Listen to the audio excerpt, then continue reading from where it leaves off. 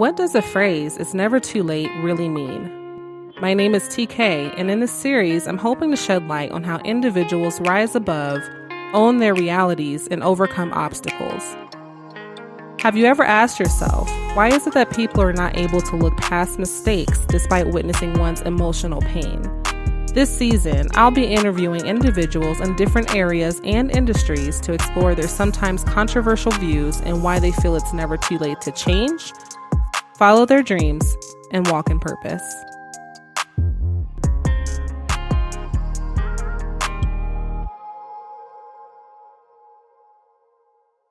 All right, everyone, welcome to the show. It's your girl, TK. Welcome back. Welcome to season 2 of the podcast. I'm so excited to be back in the studio. We took a little break, and so now we're back in here doing it big. And special thanks to Level 4 Studio for hosting our podcast. Woo-hoo. They are doing really big things in the city. So if you need anything production-wise, podcast-wise, hit up Level 4 Studio. You can find them on social media, Facebook and Instagram.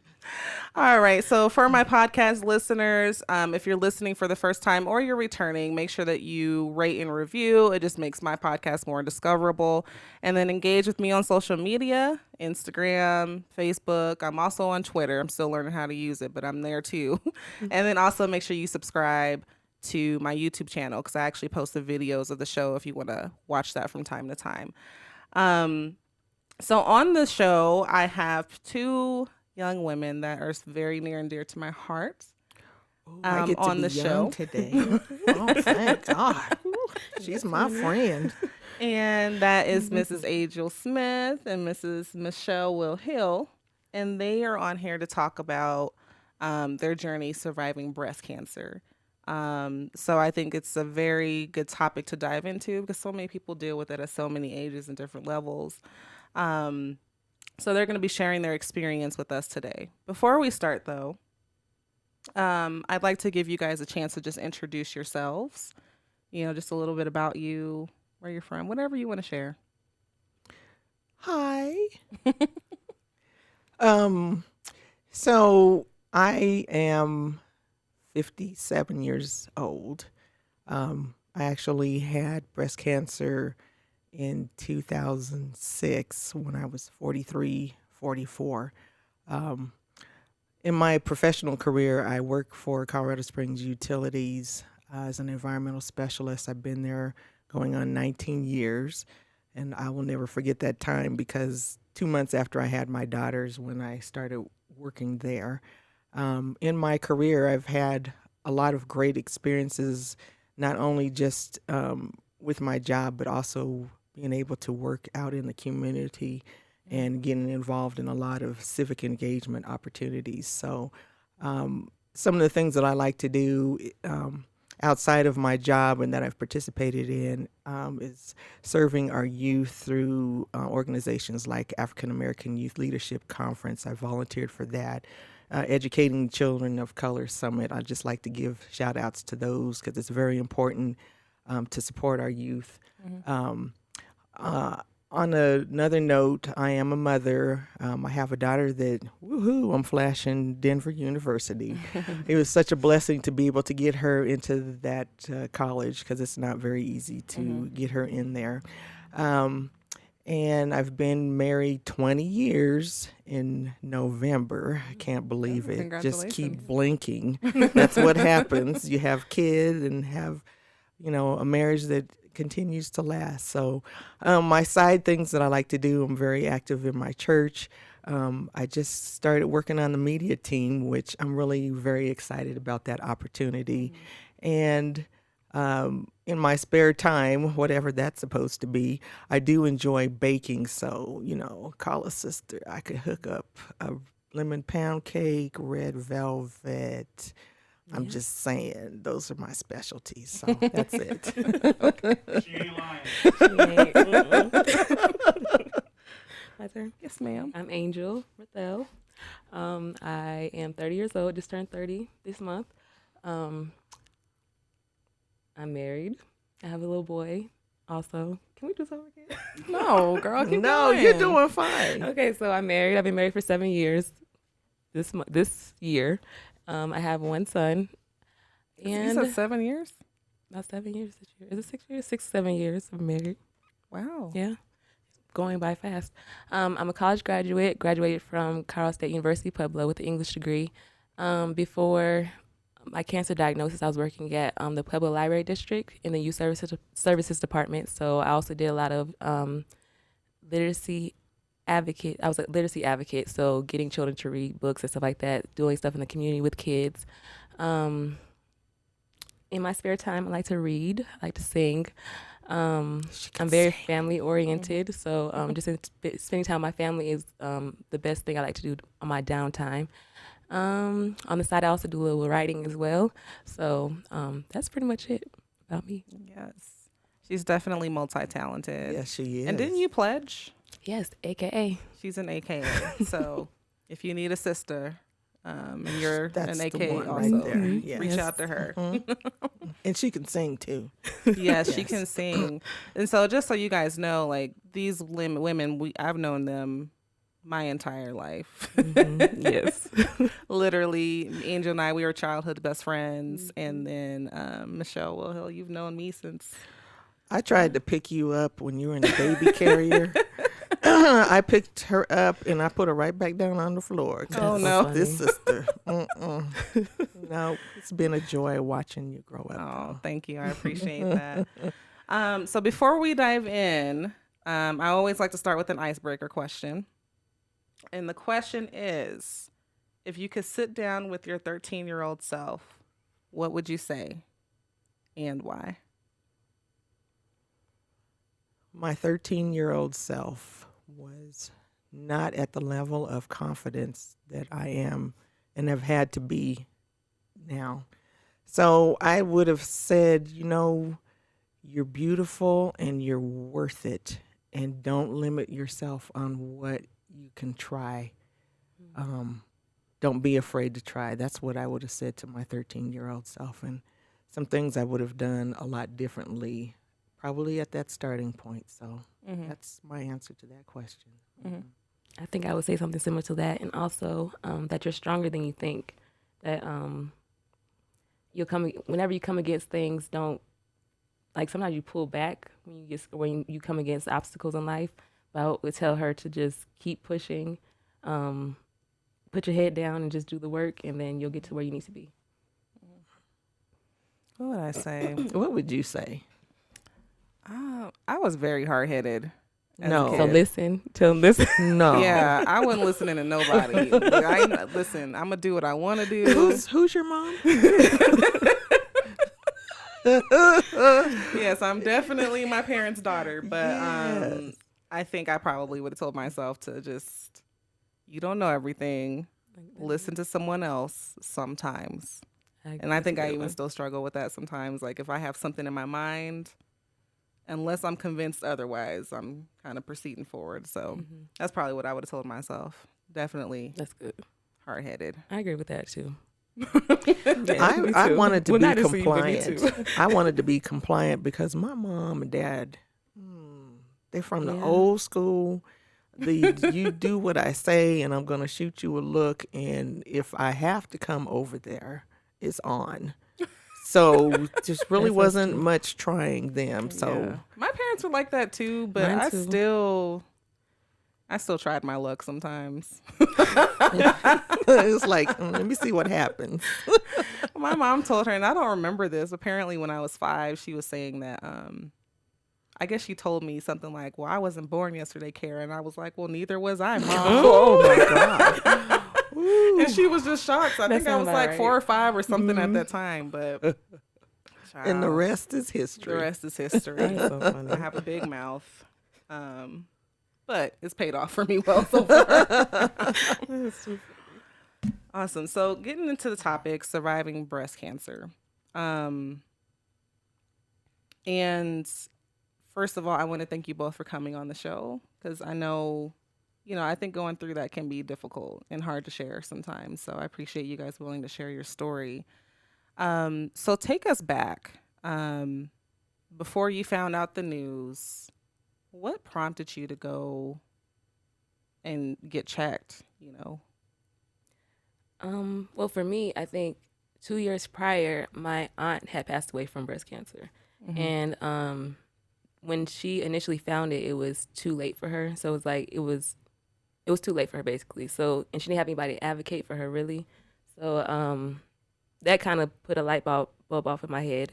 And then also, I'd always been told like to do breast checks. Like I think the first time I heard about it was in the youth conference, the leadership youth conference in the Springs.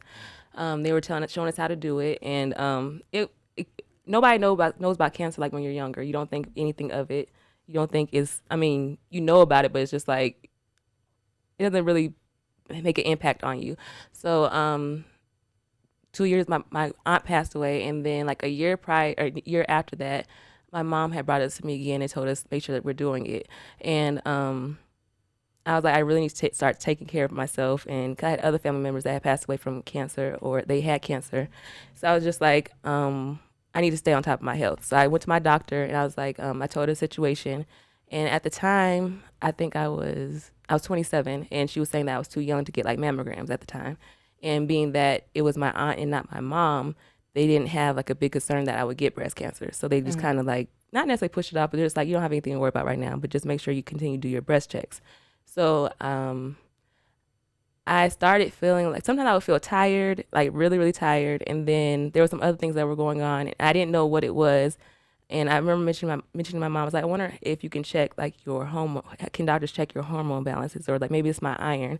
And I went to the doctor, got that checked out, and my iron was low, so they gave me iron pills or whatever, and they kind of sent me on my way. And then I had, this is a lot of information, but I had a miscarriage like a year before, like in October, and the doctors were saying that my progesterone and my estrogen was really low, but they didn't know why. So, and that was like, at the time, that they didn't bring anything, they didn't cause any concern either, just like try again, maybe, then you have more success.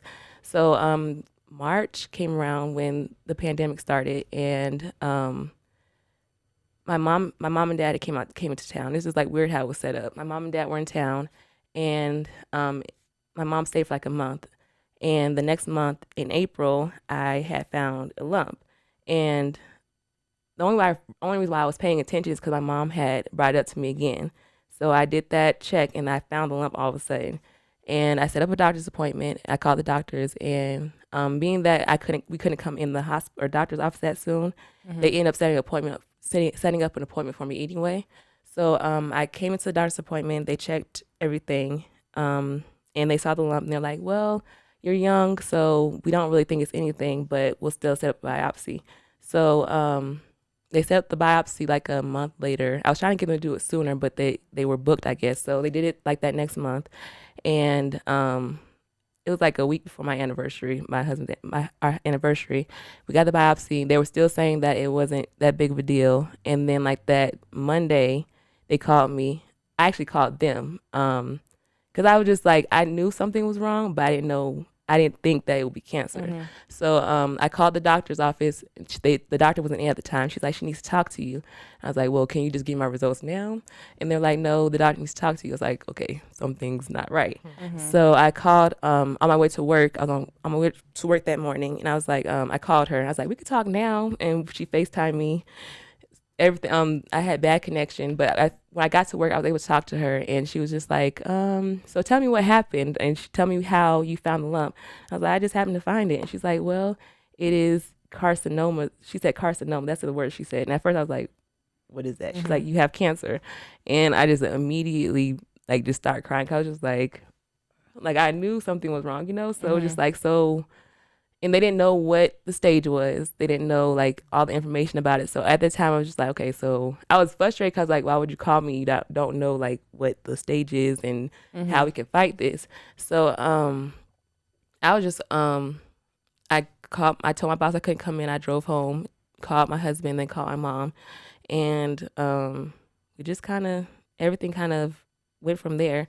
One thing, I was in the doctor's office I started off with, they didn't take care of my treatment because they were very like nonchalant about it. Like not necessarily nonchalant, but they didn't have the same urgency that we had. Like we knew that cancer, when you think of cancer, is like, are you gonna die? Like, you know what I mean? Like what do I have to do? How much time do I have before like, will I die from it? So I was just like, they were like, well, they were saying it would take months for me to be able to get the start treatment. So I was like, oh no. So we found a doctor in this area, and they were a lot more efficient. They like a week after, I called them, and like a couple of days after that, they set an appointment for us to get the talk or have the talk. And from there, the next month I got surgery, and then I started chemo August, I want to say, and then I did 4 rounds of treatment, and yeah, and then I got done October 12th, and yeah, I'm done now. I'm so excited. We'll come back to you. Okay. We're so excited. I'm Yes, very we excited. are. You know, okay, what was the question again? Was it the moment of time? Well, no, it's just about what led you to go get checked. Oh, that's right. I was so engrossed in your conversation. I was like, oh. And as you were talking, I actually was reminiscing because, now we're talking 14 years ago. So the moment in time, there's a blessing in having little boobies, because if there's something different, you could see it. And actually, it was 2005. And it's interesting that you mentioned about being tired all of the time and just quite not feeling right. And I actually had started going in and having annual mammograms.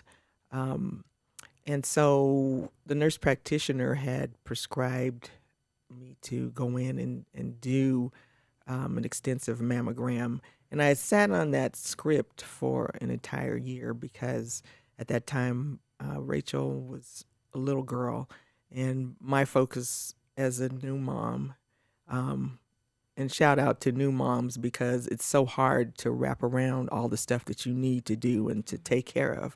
But I thought I was doing what I was supposed to, which was worry about everybody else but myself. And so one of the things that was very interesting, my mother has a condition called fibrocystic disease, in which you develop these lumps, and they're filled with fluid, and they burst inside your body, but you still have to kind of watch out for them because they can turn cancerous. And so I would notice changes with my menstrual cycle. This lump that I found, it would, increase and decrease, and I thought, well, maybe these are just hormonal changes. And so I'm not really thinking something really is going on. And I finally, the next year, decided, okay, let me go and see what this is. And so I will never forget, because they did the needle biopsy. Do you remember that needle? Yeah. Girl, that needle is this long. I couldn't look at it. Where And they sticking I'm that? like, Where are you supposed to put that? Because I'm not that big Oh, my like that. goodness. And where is that going? And so I'm like, Lord, I'd be like, you guys really? need to What knock are me we out. I doing can't do today? this. And so that thing hurt too. Yeah, it did. Ooh, and to pull out this little old long sliver. Okay, that was too much information. As I'm looking at Kevin's face, he's like, oh. But anyway, so I will never forget, because like you, I was on my way to work. I was on Powers. Not really a smart thing to do, but the phone rings and I said, hello. And they said, Michelle, we have something we need to tell you about. And that's the fact that you do have breast cancer. And I was like, okay. So we're going to schedule all these appointments for you. And so, it was really hard for me to have to call my mom first. And her first words were, oh dear. And I will just never forget how she said it, And so I found the lump myself, but I made the mistake that so many of us make, is that, I'll take care of it eventually, but I need to do A, B, C, D, E, F, G, L, M, N, O, P. That's what my priority was. And so it's really a huge mistake, because that would have cost me my life. If the cancer that I had at the time was a fast grower or a different type, I wouldn't be here having this conversation. So And that's my a good story. point. Because I think a lot of women, we juggle so many things. We have children, we have careers, we have, husbands or significant others that we're trying to take care of. Then you also have maybe parents that are getting older too that you have to make sure that you're taking care of. So sometimes we always put ourselves last. Yep. And we can know something's wrong. We'll still just, continue on like nothing's happening. So it's important to make sure that we pay attention to our bodies. I do want to back up just a little bit though. So for my listeners, what I want you to know is Angel, she's 30 years old. And sometimes when we think about breast cancer, we think this happens to older women.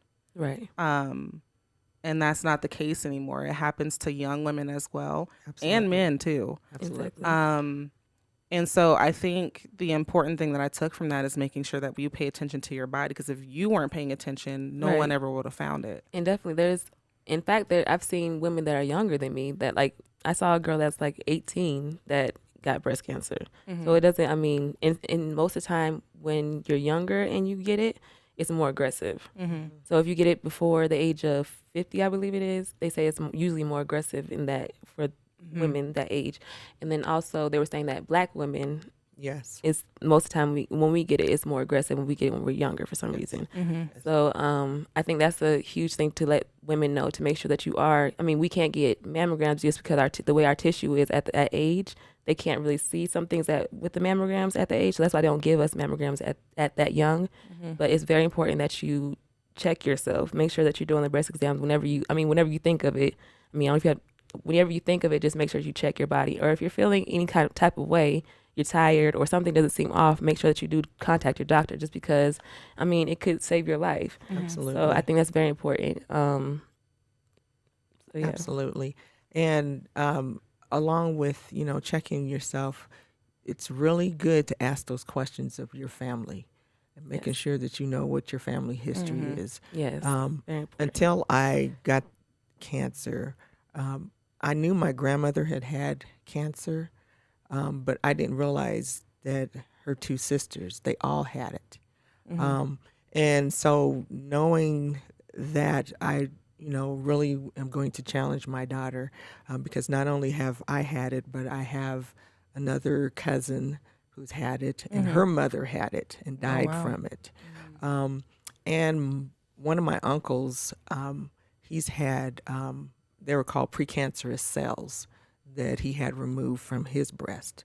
So, it's not just a woman's disease. It's very important, like I say, to know what your history is, because it might not just be the females, it could be the males also. And I like to tell people that, that movie Shaft, the original Shaft was Richard Roundtree. He had breast cancer. And so it has no discrimination of who it will impact or affect in their body. Yeah, all good points. And I also think too, because sometimes doctors will tell you, oh, you're fine, nothing's wrong, right? And so a lot of people, I think, walk away, they're thinking like, well, my doctor said nothing's wrong with me. And if you know, Yeah, they seriously. don't take it seriously. And so if you know, then go get a second opinion, or just keep, because it seems like that's what you did, is you kind of just kept going to the doctor and just, testing to see what else could be wrong. So I wanted to kind of interject, because I know that you're living in Pueblo. I'm not really saying this to bash Pueblo, but my father just recently passed away of a form of lung cancer called mesothelioma. And one of the things that I will say is I always was very mistrustful of the care that he was receiving down there. And so when you're speaking to them being really nonchalant about getting you towards a diagnosis and treating you, be aware of where you're at too. You are your best advocate, and if you got to go to another city to figure that out, I encourage you to do that. I think that my father, when it's time to go, it's time to go. But I think that the level of care, because we had to keep asking questions like, how come you haven't staged? Right. What's the stage? I had to ask those questions. So those things are very important, it's a lot easier to treat a stage 1 than it is a stage 3. And by stage 4, that's metastasized and gone other places. So I was stage 2B. That meant that the size of the lump that I had was 2.5 centimeters, and it also spread into a lymph node. And actually, when I had to have the surgery, because I went through chemo first to reduce the size. Then I had the surgery.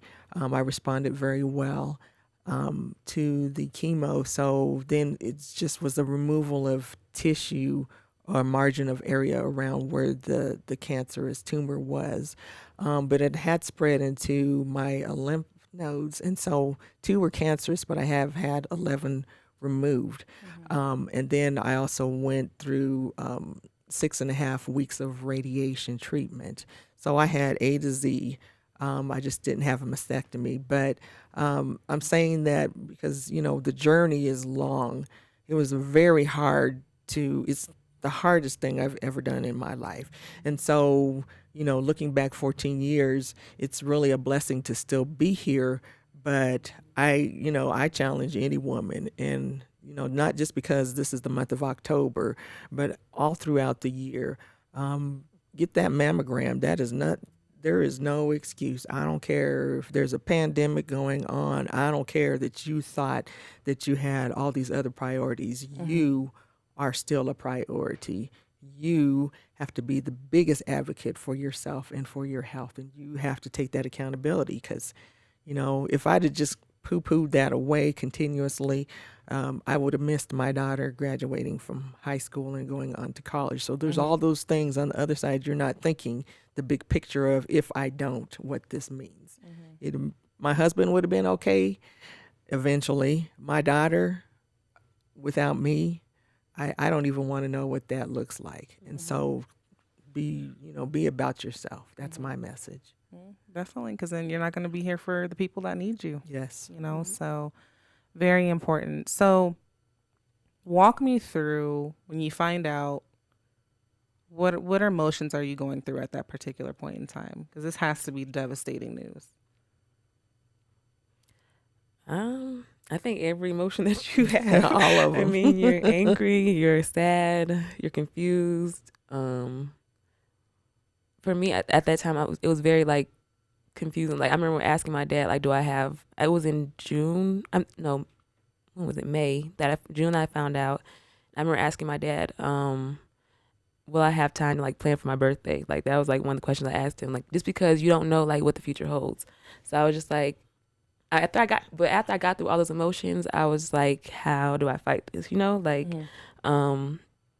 And then also it made me really, really dig deep in my faith because just because you need something to depend on. You need something that will keep you through the journey. And our Pastor Dunn, the church we went to when we grew up, he always used to tell us there's a miracle in your mouth. You have to speak what you want, basically. You ask God for what you want, and then also you just have to be positive, just because you can't get through it if you're not gonna be positive. So I just remember all those emotions: anger, sadness, confusion. But I was thankful because I had my parents there, and also had my husband, and I had my son there. Just because it was just funny how everything came together. Because my mom and dad live in Washington, but when everything happened, they just happened to be there, So God knew what he was doing. When he set everything up, he knew that I couldn't go through it by myself, that we couldn't go, my family couldn't go through it by ourselves. So it just just having faith in God, Romans 8:28 or Psalms 34, I believe it is, whatever is pure, think on those things, basically. So just training your mind to focus on the good things. And even if you don't believe in God, it's very important that when you're going through something bad, think of the positive things in life. And also when you hit those little milestones, you get through something, celebrate that. Because at first, sometimes I didn't do that. I was when I first went through the surgery and they said I did really well, I was okay, let's go, let's get to the next thing. But at the same time, you have to celebrate those moments. Because some people, even though they have a set plan for you, what your treatment is going to be, some things come up sometimes and you can have complications and you might not make it through it. But when you make that progress, you should celebrate it still. So it was just like a mental thing. Like you have to really train yourself, and you realize that sometimes you're not the most positive person. Sometimes that was me, because like sometimes you run into like little things in life, and sometimes your confidence or you lose your confidence in yourself. But like with this process, it helped me realize that, like I said, I am stronger than I think, and then also you have somebody that's helping you through it. So that was my process, my thought process. So just to add on to what she said, the one time that I think I really broke down, I was so hurt, was the day that I had to have my hair shaved. I had cut it real short in preparation, knowing it was going to fall out. But that particular day, when it was like, boom, today is the day, and we had to take it all off. And I was so hurt because I wanted to believe that I could keep my hair, because our identity is attached to our hair, right, as women. And so I just never forget when it was being shaved off, my daughter was actually sitting next to me, and she laid her head down in my lap. And it was like God was saying, I got you. I'm concerned even about you losing your hair and what that means. But you know what? It was an awakening, an empowering moment, because I decided I was not going to wear a wig. And I did that to show that, listen, I need to display what God is doing for me in my life. And so what? I don't have hair. I am not my hair. Jill Scott came out with that song, or it was India Irie, that said, I am not my hair. And I listened to that, and I was like, that's who I am. I'm here in the fight of my life, and who cares? People can look at me and ask those questions, and I can talk about it. And at that moment to today, I still am encouraged to just walk up to people and acknowledge, and just acknowledging that the fight is on, that you're still there. And I just tell people, I'm 14 years later. When you're going and you're starting in that transition in your life, look at me. This is 14 years later. Now, my hair is short because I choose to keep it short. And she cut it when I... And I cut when I trimmed mine down. I thought about cutting it, but I'm like, I don't think I'm cute enough to be... You just never know until you have my to. Head? I have a big head. But I'm just saying, you never can say what you can't do until you have to cross that bridge. So anyway, like I say, it's just... I'm grateful to be here, and I'm grateful to be able to share. And that's the other side thing that I do, and I take it very seriously, is reaching out to those. I've reached out to women on my job and supported. I've done it at my church. I've had people to call me from near and far and say, can you talk to so-and-so about their journey? And it's a journey. It's frustrating because it feels like it's the longest year of your entire life. And you can't rush anything. Everything is a process, but you do celebrate every milestone. Right. Yeah. And I want to say thank you to Michelle. You were there for a very big support for me. And then like my Israelite family, the family I grew up with, you guys were just amazing. Like even like I didn't know certain things that I needed, and Michelle or Missy would pop up and just, or even the conversation, like me and you had a conversation like almost every week. You would call me, and it would just, at that time when you call me, it would just be like a uplifting of my spirit. So I just, girl, don't make me thank cry. you. I know. Yeah. But just like, it was so amazing. happy. Like even like you don't think about, or think, sometimes you don't think that people really think of you like that, And it's like when everybody, you about to make me cry. It's really okay. Yes, everybody. These are very, very happy tears. We're celebrating life, Right. Because we can't imagine life without Angel.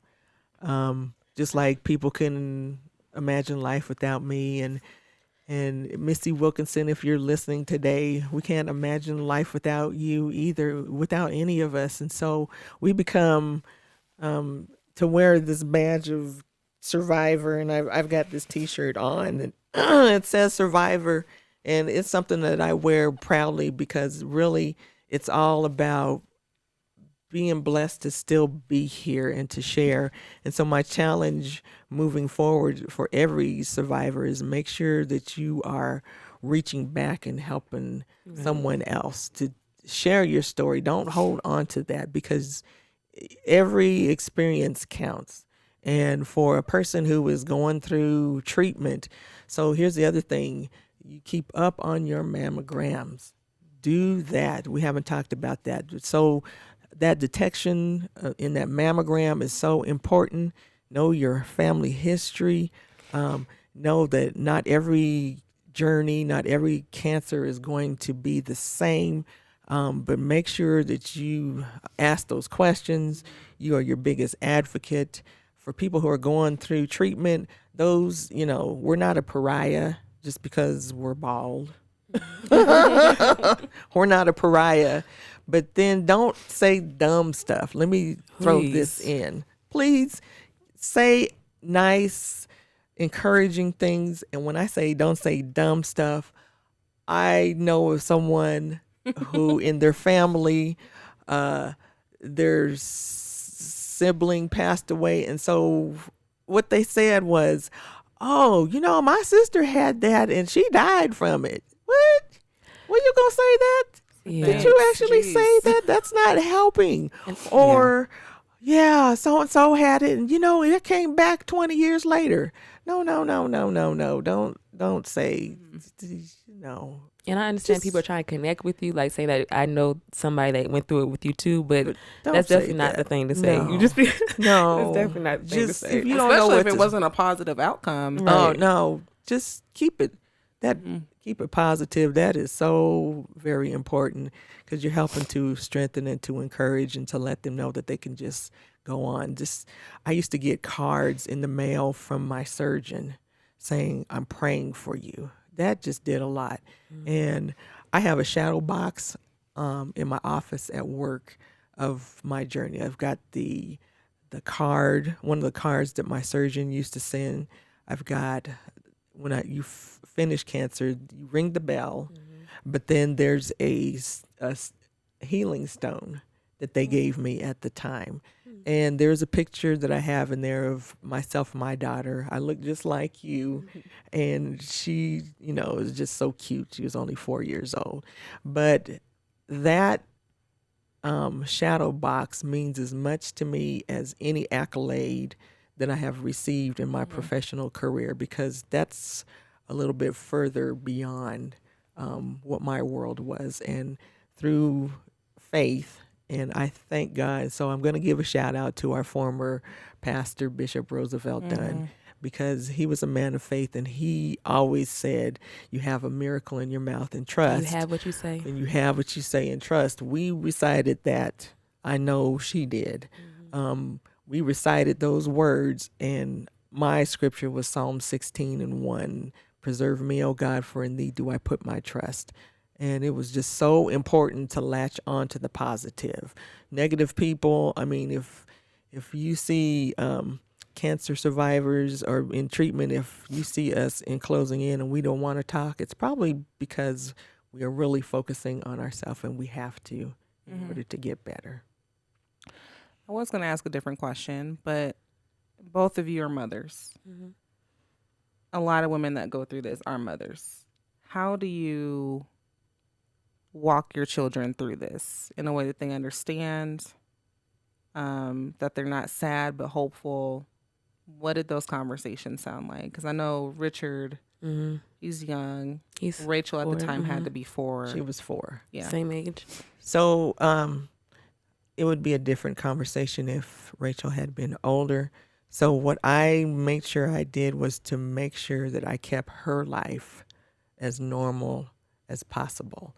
And even if it meant she's being entertained by someone else today, but you can't disrupt their world, because she really wasn't old enough to understand anything beyond something's going on with my mom. And that's too big of conversation to have at her age. But most certainly, if we were in a different time and space and she was old enough to understand, she was a worrier too. And so I would have to break that down to her, but give her the assurance, mommy's going to be okay. I think that that's probably the message. And your attitude determines your altitude. Those are not just words, but even in treatment. So if we stay as positive, we have days that there's no positivity available today. Come check me tomorrow. But as long as we stay positive, I think that it makes a huge difference. With me and Richard, he he goes everywhere with me basically. Besides when we were at work and at school, he's like always up under me, and he kind of said he knew something was wrong.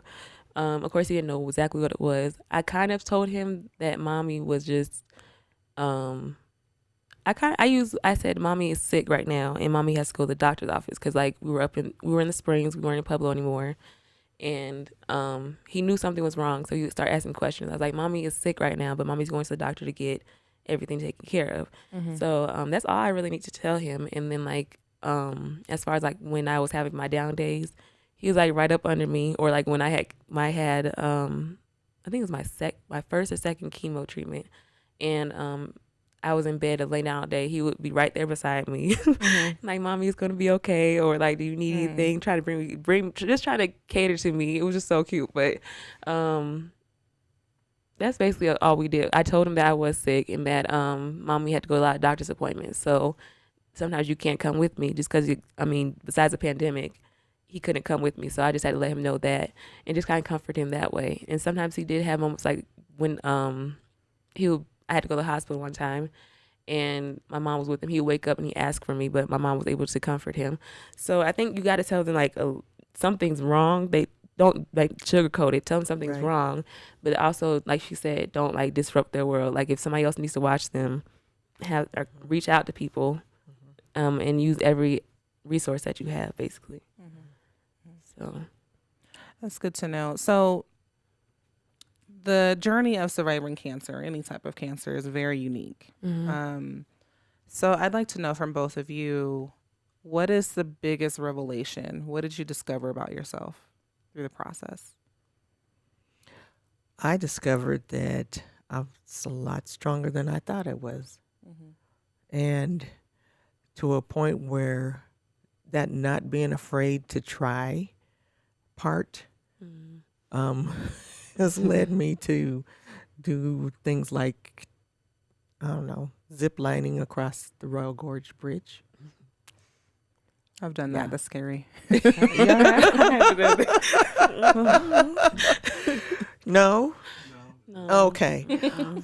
But yes, it really changed my life forever, and it's also put in perspective about what is important and what's not important. So some of the things I used to worry about prior to, when you have had to walk this journey, you put into perspective what is important and what is like, that's just silly. Why are you worrying about that? And so I think I found my voice. I wasn't quite sure what my voice was back then, but I know what my voice is now, and I know when to speak up, and I know when it's time to, fight for things and what to fight for. Right. So that's what's changed for me. Like she said, that I'm stronger than I think, and then also, I had to really check my mindset like during the entire thing, and I realized that sometimes when I start worrying, like you just start thinking of the worst case scenarios, and your mind just runs with it if you don't control it. So I think that I learned that I knew that you can. I thought that I couldn't control my thoughts, but you can, and I have to be more positive. I would say that would be one of the things I learned, and then also, like she said, not worrying about the little things, like certain things that is not something that you need to worry about, because in reality, like even if you don't have cancer, you don't know when you're gonna leave this earth. That's right. Like you can be perfectly healthy and then the next day be gone. Right. I remember looking at Facebook. There was this girl or somebody I followed. One day I see her posting, and the next minute I see R.I.P. She's like, you never know. Like, so it's like certain things you really don't need to worry about. I think this pandemic taught us all that as well. Like certain things just aren't sometimes you don't need to give energy to certain things. Yeah. So I think that was one of the things I learned. And then I just like what's really important to me. Mm-hmm. So that's the biggest revelation, I would say. So you get the biopsy, you get diagnosed, you go through the surgery, then you go through radiation treatment. What is one thing you wish you knew before you started all this? I don't know if there's anything I wish I would have known before, but I Yeah. just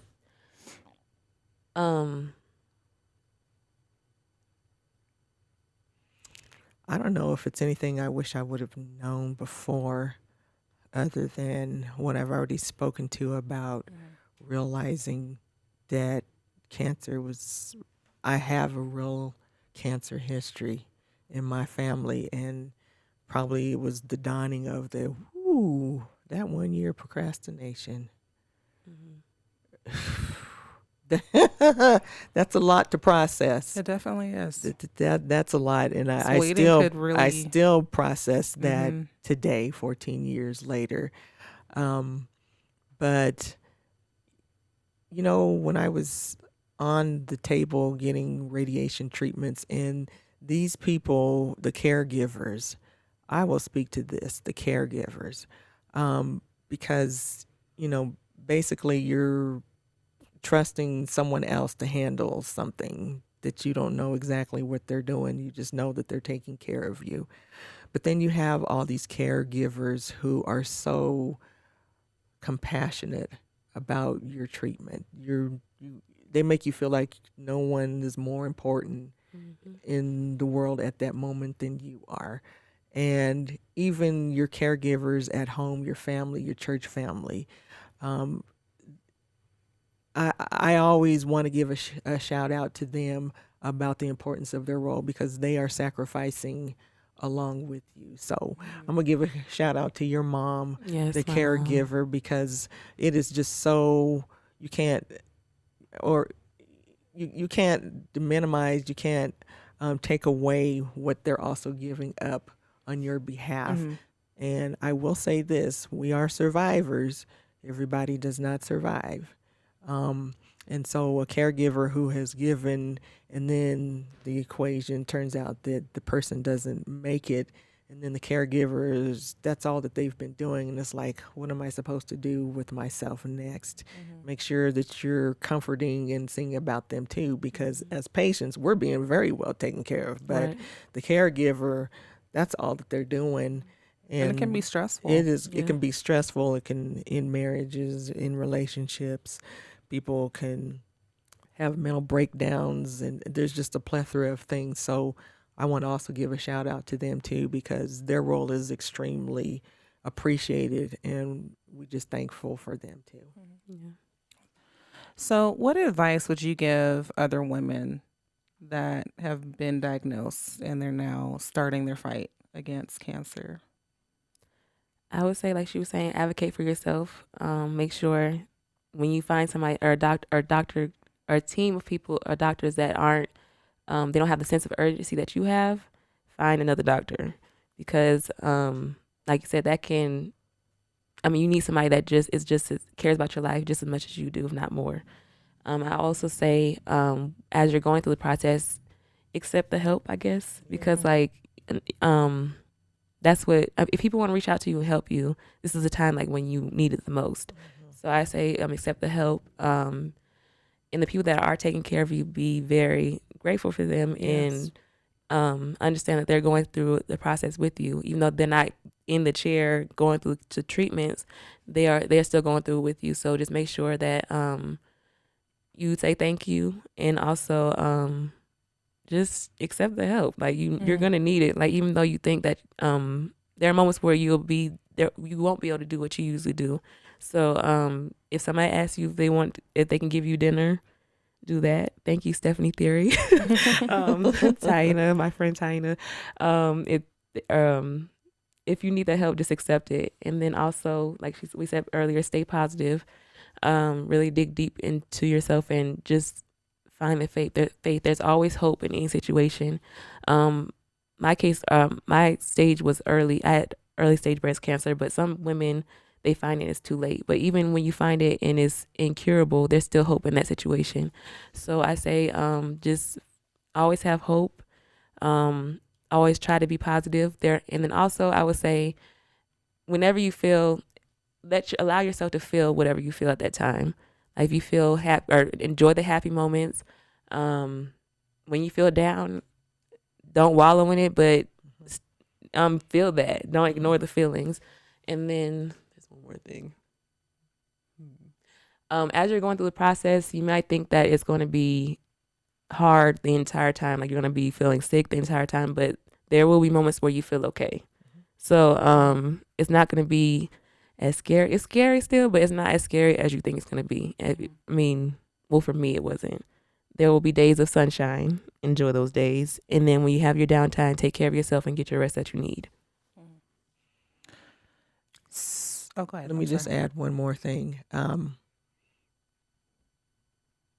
You don't know what the long-term effects of having had treatment are going to be.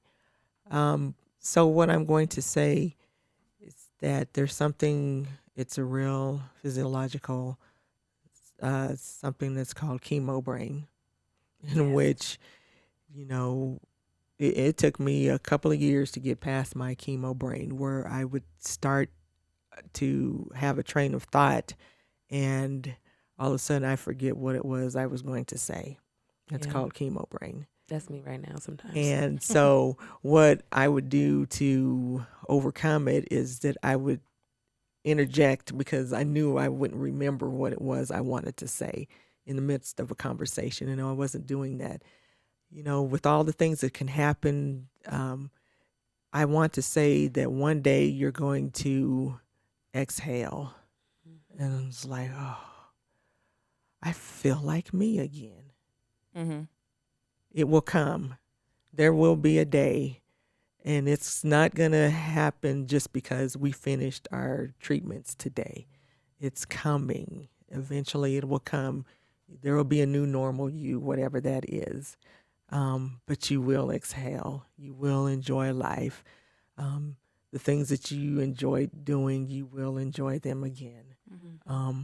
But you have to give your body time to heal. Mm-hmm. But you will be yourself again. You're going to be your new self, a better you, because you don't have that part of your life.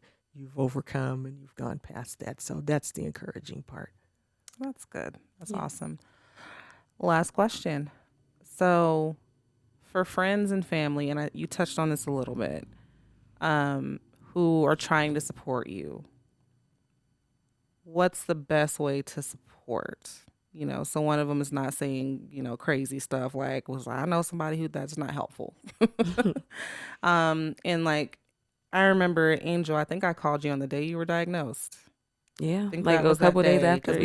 I was going to have her on the podcast for something else. And then that happened. And I think even before that, like, we weren't talking all the time. Mm-hmm. But I also think that's how you know you're good friends, when you can go a long time without talking and then come back. And then I think I called you probably twice a week or every week after that. Mm-hmm. But what's the best way to support without, you know, overstepping or annoying you, or, you know, how do we provide support? I will say, you know, I had this question from someone that I worked with once upon a time ago. His mother got her diagnosis, and he's like, what is it that I can say to her? How can I support her? I said, you know, the one thing that you can remind your mother often is that she's beautiful. Mm-hmm. Those words just mean everything. No matter whether I have hair on my head.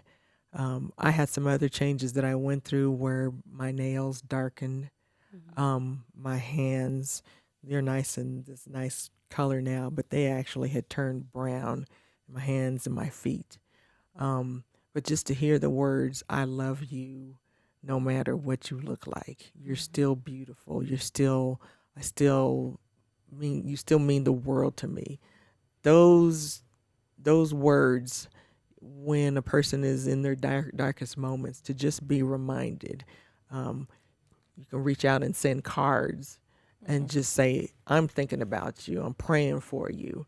um, you can do this. I support you. Just getting those cards in the mail, just to read that, to just reassure you that, okay, I'm not walking alone. Mm-hmm. Those are things that are just very encouraging.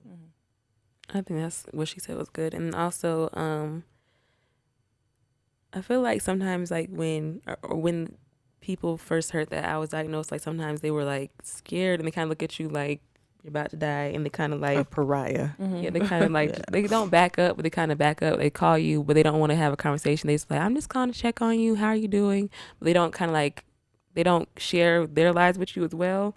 They kind of just want to know. They just want to pry, kind of. And I think that sometimes you don't always want to share or talk about that just because it's constantly on your mind. Sometimes you want to talk about something else. So I think when you call, like just kind of make them feel like they're not. Like they're normal. They're normal. Like Yeah. that. Like talk about like what goals you have or what goals they have. Try to just keep them like moving forward. Cause I know for me, like when everything happened, I would just want everything to stop, but I just couldn't plan ahead. You know what I mean? It was hard for me to plan ahead because I was just like, it's like, you don't know like if you're going to make it, but like just help them kind of move forward. And also just don't call and pry. Like just don't call and just ask questions about the diagnosis. Ask them if they want to talk about it first. Yeah. And share what's going on in your life as well. Just don't pry. And I also think, like she said, encourage them, let them know they're beautiful as they're going through the process, and that they can do it.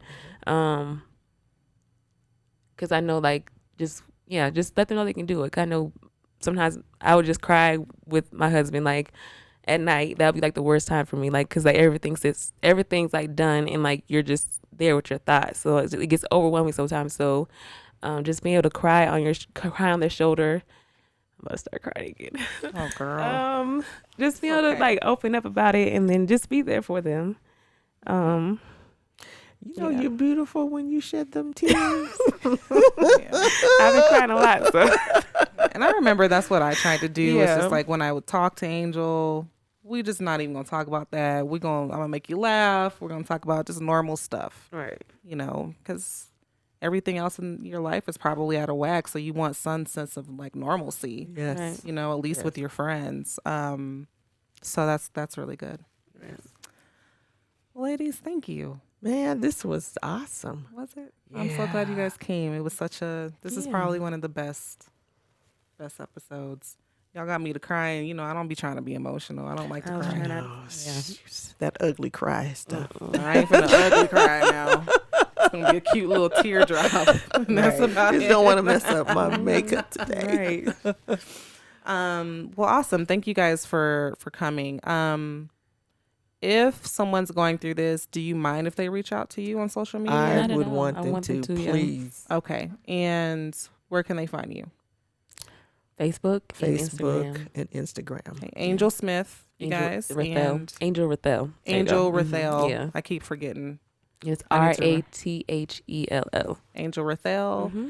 And And- my Facebook is Michelle Hill, and I believe my Instagram is Mrs. TL Hill 2U, the number 2, Oh yeah. letter U. Okay. Mm-hmm. Yeah, so you can find them Yeah. there. I have to think about it. Oh, one thing I just thought of that I wanted to mention. I know we're supposed to be wrapping, but I remember one thing you mentioned to me. Like you were online trying to find groups of women. Oh yeah. And I think what you told me, like, when you're trying to find some support, just be careful with that stuff because it can be more discouraging than it is helpful. And also, like when you're going through the process, like when you're talking to, they'll recommend like support groups to you. So I think that if you're ready for that, join those groups. And if you're gonna look on the internet, just don't go get into the rabbit hole, because sometimes you'll find stuff and you'll find it just scares you sometimes, like you're not ready for it. Right. So I think that if you take the support groups that the doctors are offering you, I think that helps out a lot. Right. And I know I was going to get into one organization. I won't mention their name, but when I attended a meeting for them, it felt very catty. And I'm not that kind of personality type. And actually, it turned into, well, what kind of cancer did you have? Oh, well, I had this, and this. Like, it's a trophy. Like, oh, you just had that. Well, I had this. It's like, this What? is Are you guys stupid. trying to I'm not who's doing. sicker? I'm Like, not. I'm not doing what? that with That's you. crazy. So yeah, be very intentional. And when you're ready to do that. But if you're not, you're not compelled to have to. Right. No one is a bigger support than your family, Mm-hmm. and maybe your church family, and a couple of friends. Close friends. And if you got that, oh baby, you got the world right there. Yeah, definitely. Well, thank you, ladies, for coming on the show. And Angel, I think this is your first time actually telling your story. Yeah. Yeah. So Yeah. thanks for spilling it here. Appreciate it. So everyone, again, make sure that on YouTube that you like and subscribe. For my listeners out there, make sure that you rate and review. Again, it does make my show more discoverable when you do that. And also engage with me on social media. I'm on all platforms, Instagram, Facebook, Twitter, you name it, I'm on there. And we're also streaming on all platforms as well. So Apple, Google, Spotify, whatever you listen to, I'm on there. So as usual, I always like to close with the scripture. And I actually did come prepared because sometimes I'll be forgetting. It's Galatians 6:8-9. For he that soweth to his flesh shall of the flesh reap corruption, but he that soweth to the Spirit shall of the Spirit reap everlasting life. And let us not be weary in well-doing, for in due season we shall reap if we faint not. So stay in the fight, stay encouraged. And until next time, we'll see you guys then. Thank you. Bye.